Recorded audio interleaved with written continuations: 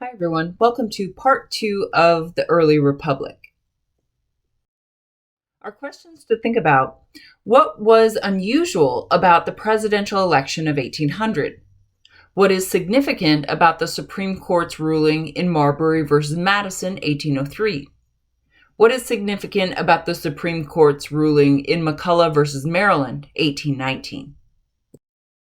Coming into the presidential election of 1800, John Adams, the Federalist, is going to be running for re-election. One unusual aspect already is the fact that he is going to be running against his own vice president, the Democratic Republican Thomas Jefferson.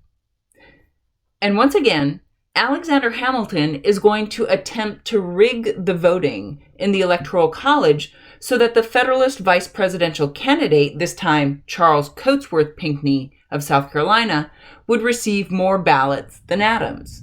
But to everyone's surprise, however, the election was not resolved in the Electoral College. When the ballots were counted, Jefferson and his own running mate, Aaron Burr of New York, tied.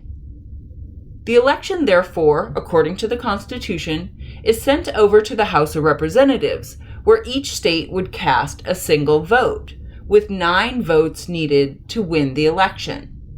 But when the House of Representatives voted, they tied. When they voted again, they tied again. When they voted a third time, they tied again. Now, honestly, what should have happened is that Aaron Burr should have told members of the House of Representatives, hey, look, I'm the vice presidential candidate, so fix your voting so that Thomas Jefferson gets the most votes and he becomes the president, and I get the second most votes and I become the vice president. Aaron Burr doesn't do that because secretly Aaron Burr wants to become the president of the United States. So he's actively campaigning behind the scenes for the votes to continue. And so 4th, 5th, 6th, 7th votes, the House of Representatives continues to tie. In fact, 35 times the House of Representatives voted and 35 times there's a tie. Finally, on the 36th ballot, somebody changes their vote and Jefferson wins the presidency. Aaron Burr becomes the vice president. And then, thankfully, the 12th Amendment, ratified in 1804, is going to save the American people from repeating this potentially dangerous turn of events. Henceforth, the Electoral College casts separate ballots for president and vice president. In the final months of John Adams's presidency, the Federalists, realizing they would soon lose control over not only the executive branch, but perhaps Congress as well, had passed the Judiciary Act of 1801. This bill created several new circuit courts and 16 new judgeships. Through his so-called midnight appointments, President Adams very quickly filled these positions with stalwarts of the Federalist Party. Adams also had the opportunity to appoint John Marshall as the new Chief Justice of the United States Supreme Court. This is a position that Marshall would hold for the next 34 years. So it's important to understand that John Marshall is a staunch Federalist because his tenure on the Supreme Court is going to help to shape the future and the legacy of the United States in the Federalist image. In fact, we see John Marshall's influence relatively early on. One of Adams's midnight appointees was a guy named William Marbury, and he had been appointed as the Justice of the Peace for the District of Columbia. When the Jefferson administration takes office in March of 1801, William Marbury does not receive his paperwork, which means essentially that he cannot assume his office as the Justice of the Peace for the District of Columbia.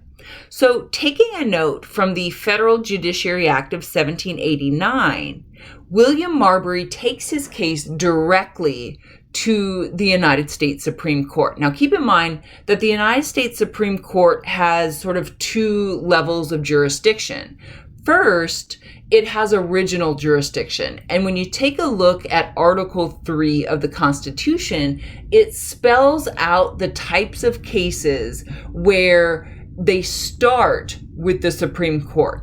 Most of us are familiar with the way in which the Supreme Court serves as an appellate court. And this is the second aspect of its jurisdiction.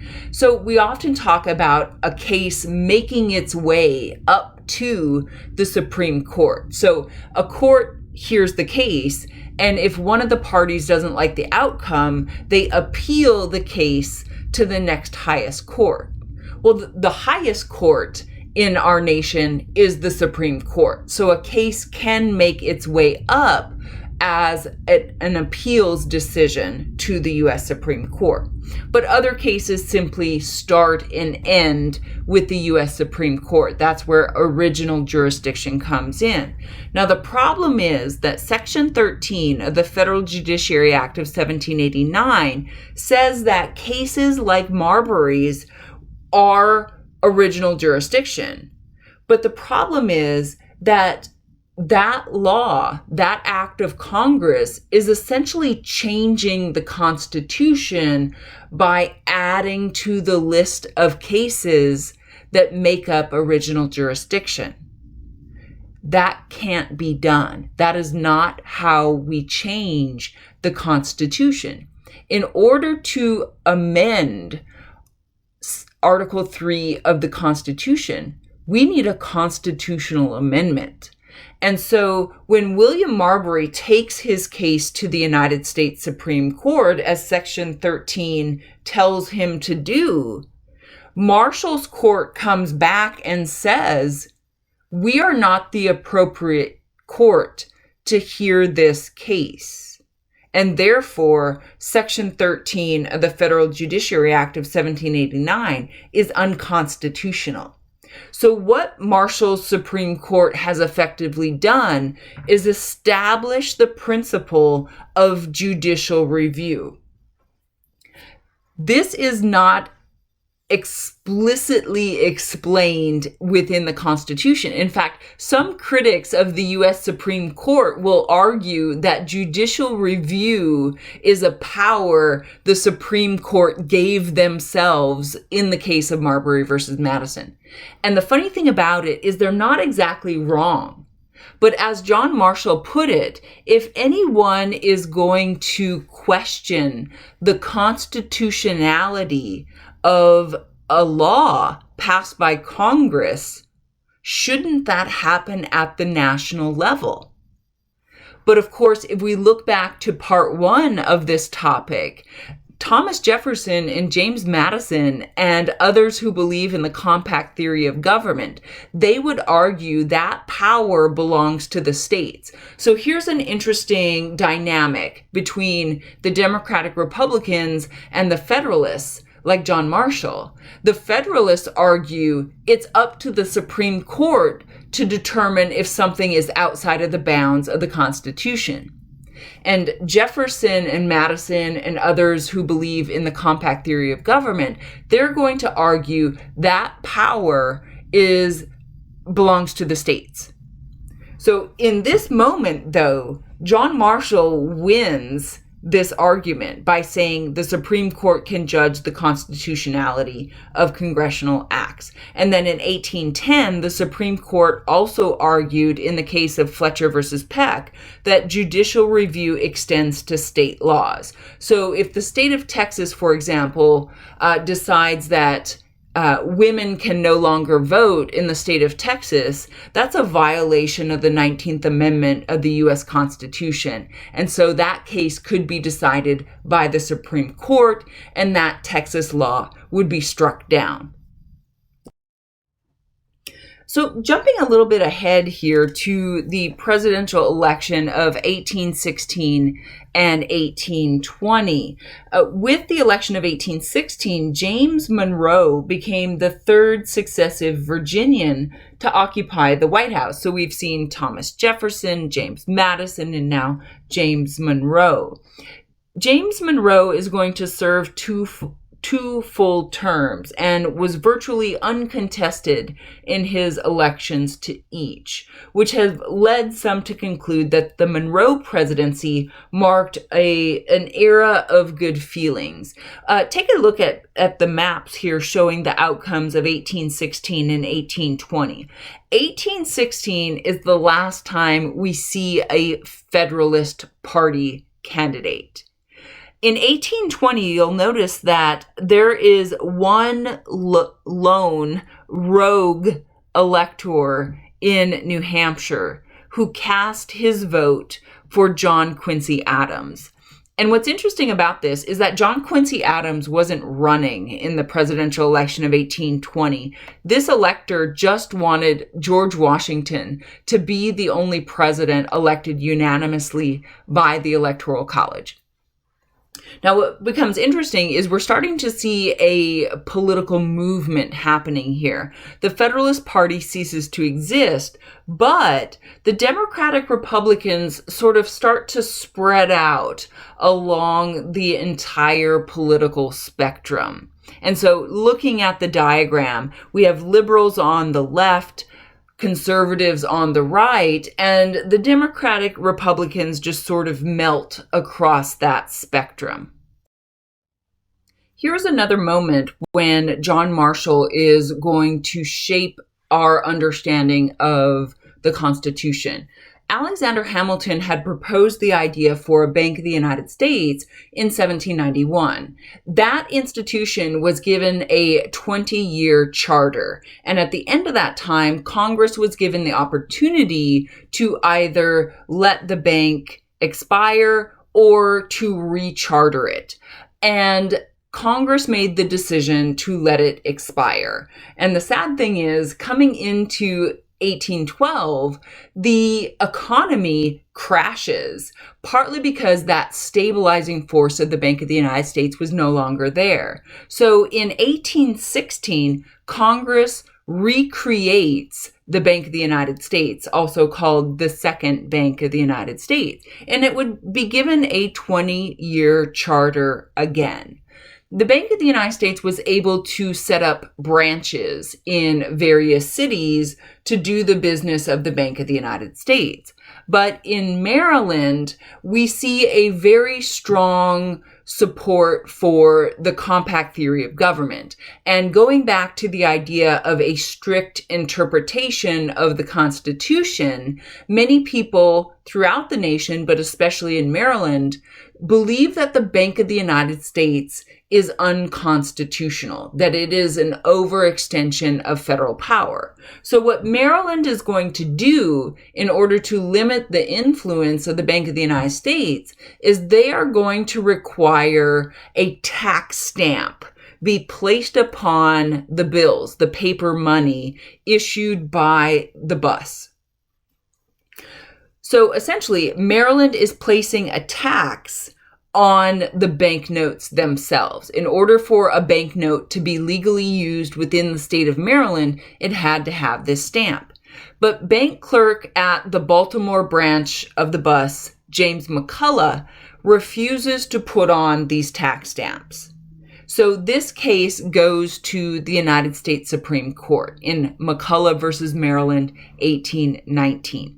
So Maryland has argued that the federal or national government is the creation of the state. So in other words, they are arguing in favor of the compact theory of government. But the short answer to the Supreme Court decision here is that Maryland loses. Here's why.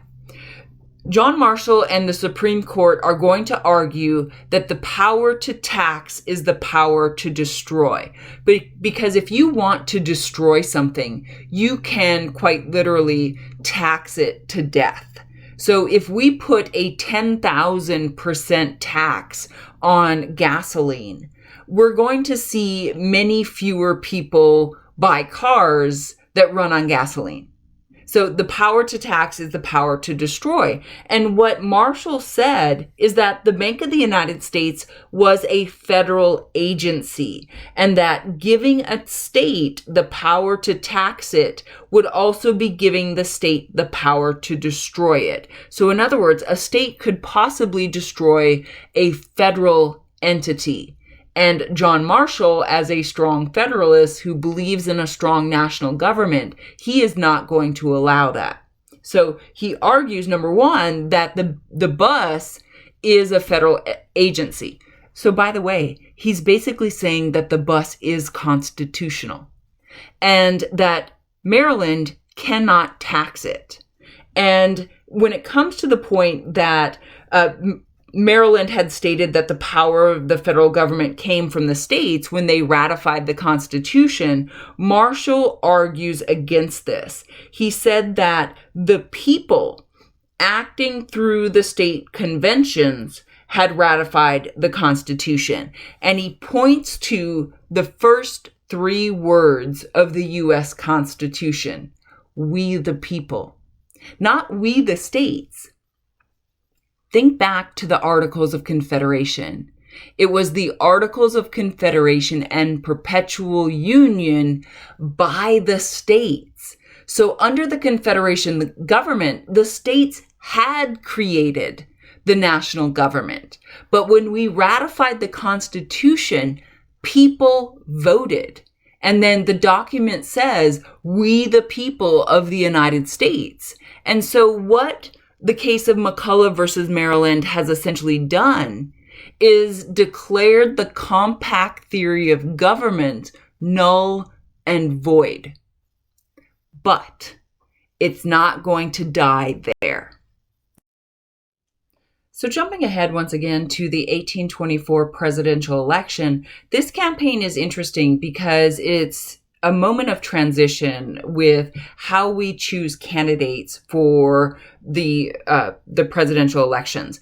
So previously, we had operated under the caucus system, which means sitting members of Congress are going to get together in a meeting, that's a caucus, and they are going to decide who the candidate is going to be. But of course, in order to have a voice in choosing the candidate, you need to be a sitting member of Congress, and that's not very democratic. So what we start to see in 1824 is the rise of popular conventions. But we have a situation where we have multiple conventions. So we end up with multiple candidates. I want to remind you, though, that the Federalist Party has faded away and the Democratic-Republican Party has sort of spread out along the political spectrum. Keep in mind that in some sources, they're going to refer to the Democratic Republicans as simply Republicans.